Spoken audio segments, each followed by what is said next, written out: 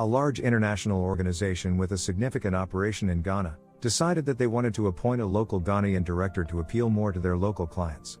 They tasked their usual recruitment agency with creating a shortlist. The account director, Kate, at the agency was horrified when the company rejected all 3 candidates. In her view, they were all really strong and had excellent profiles. She immediately called Francis, the HR director, to find out what had happened. Francis said that all 3 had been weak. They avoided eye contact, had feeble handshakes, and just didn't appear to have the confidence that this high-profile role needed. Kate decided she needed some local advice, and brought in a Ghanaian recruiter, Nora, to help her. Nora immediately recognized the problem. She told Kate, "In Ghana, it is often considered aggressive and confrontational to make eye contact with someone.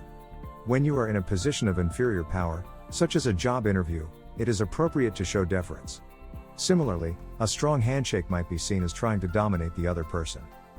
Both Kate and Francis had been taught that eye contact is essential to demonstrate trust and confidence, and that a firm handshake shows you are comfortable in the situation and want to find agreement. Relying on their own cultural experience led them to dismiss 3 excellent candidates. Francis re-interviewed the 3 and was able to appoint successfully. Albert Mehrabian has one of the most misinterpreted quotes in the history of linguistics and the science of communication.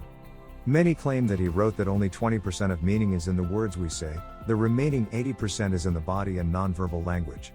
The challenge, other than deciding how you can measure precisely 20% of the meaning, is in the fact that it ignores the context in which communication takes place and does not consider the success or failure of communication. What is indisputable, however, is that spoken communication is much more than merely what we hear.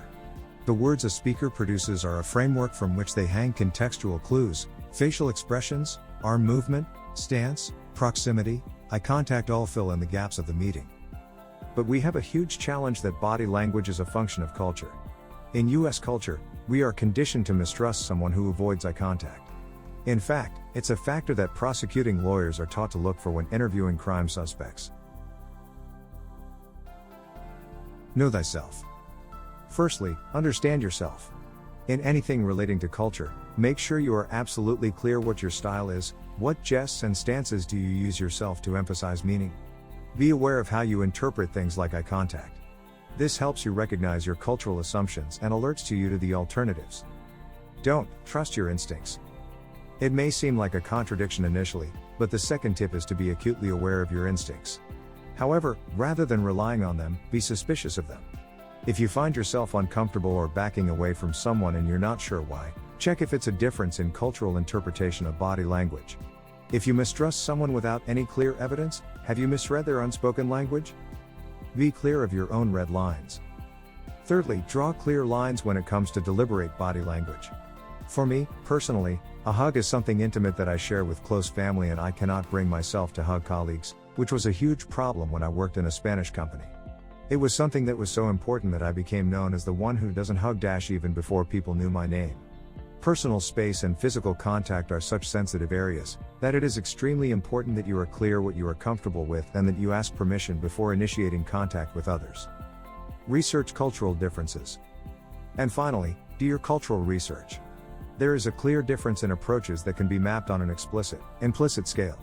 Explicit communicators put much more emphasis on the word said, they are more direct and use more words.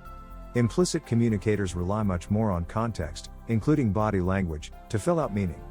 For implicit communicators, the gaps between words in the context defines the precise meanings.